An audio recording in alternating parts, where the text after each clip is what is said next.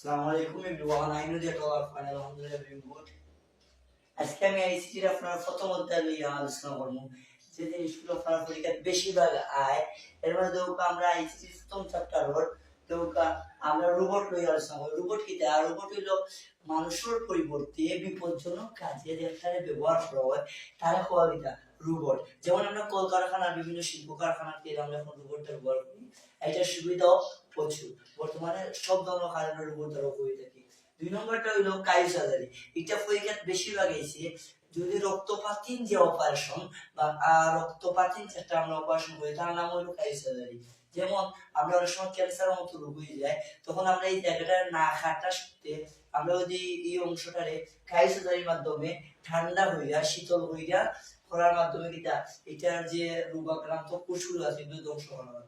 3 নম্বরটা হইলো বায়োমেট্রিক্স। একটু হইলো আমরা সব অধ্যায় দরকার যারাও আছে এটা পরীক্ষার বেশিরভাগ আয় এই পয়লা যে 3টা আমি দিচ্ছি এবং বেশিরভাগ আপনারা এরকম হইবা।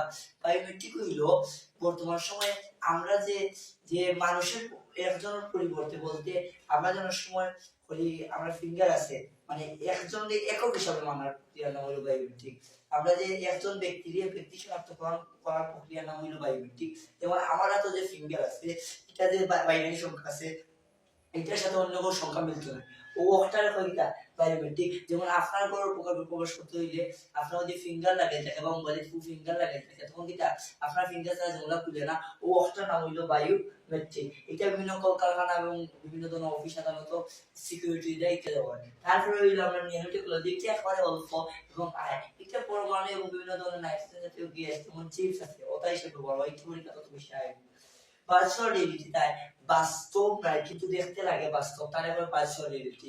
যেমন ধরো আমরা সময়টা হলো কৃত্রিম বাস্তবতা, বাস্তব নয় কিন্তু এটা যদি বাস্তবিক ভাবে দেখা মনে হয় এটা নাম হলো কৃত্রিম বাস্তবতা।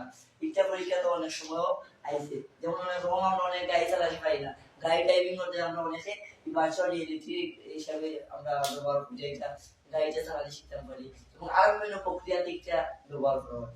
তারপরে হইলো আমরা জেনেটিক ইঞ্জিনিয়ারিং, কোনো কিছু গবেষণার মাধ্যমে যেগুলো আমরা আবিষ্কার করি তার নাম হলো জেনেটিক ইঞ্জিনিয়ারিং।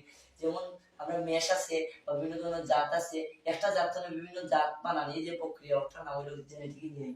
কেন গবেষণা করে? যেমন ধান আছে, ধানের বিভিন্ন ধরনের বীজ আছে, তার বীজে বিভিন্ন প্রক্রিয়া করিয়া অন্য একটা জাত বানানি একটা নাম হলো জেনেটিক ইঞ্জিনিয়ারিং। এটা পরীক্ষার বেশিরভাগ সময় বায়ো ইনফরমেটিক একবারে কম হয়। এটা আবার নর্মালিটি বায়োমেট্রিক হলো মানে একটু ডিফারেন্স। যেমন ব্যক্তি শনাক্তকরণ প্রক্রিয়া তো করা হয় কিন্তু এটা ডিএনএ আর এনএ আছে ওগুলো সম্পর্কে করা হয়। আর এই পাঠে যেগুলো আছে তথ্য প্রযুক্তি কারে হয়, এটা একমাত্র প্রশ্ন হলো তথ্য কারে হয়, তথ্য প্রযুক্তি কারে হয়, যোগাযোগ কারে হয়, এটা একবারে নর্মাল প্রশ্ন। যেমন আপনারা এগুলো একবারে ইজি দেখব।